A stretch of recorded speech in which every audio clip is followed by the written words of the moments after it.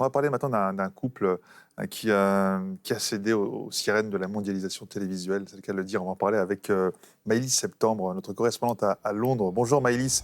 Ce qui fait l'actualité chez vous cette semaine, c'est eh bien la sortie dans quelques jours d'un nouveau documentaire de Harry et Meghan, c'est ça ?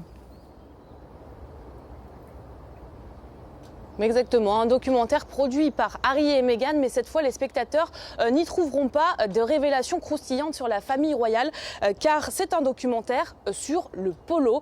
C'est d'ailleurs son titre, Polo, et ça fait beaucoup parler et couler d'encre ici au Royaume-Uni.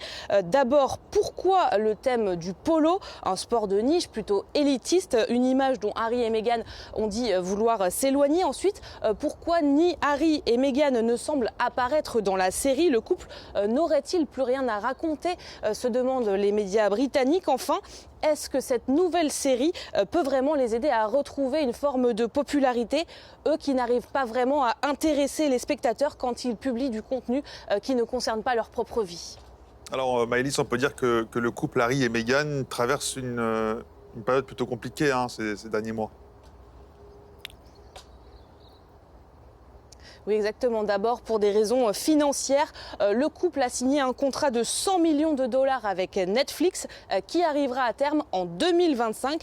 Et pour l'heure, pas certain que ce contrat soit renouvelé, car les productions du couple sont pour la plupart inégales. Et compte tenu du coût élevé de leur vie en Californie, notamment les 3 millions de dollars par an pour assurer leur sécurité, Harry et Meghan semblent avoir besoin de trouver un moyen de se maintenir à flot financièrement.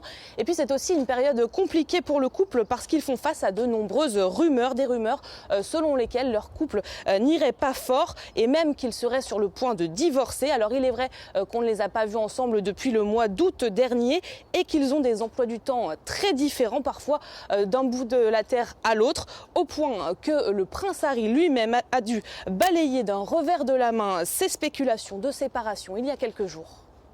Merci beaucoup Maëlys. Maëlys Septembre, notre correspondante en direct de Londres.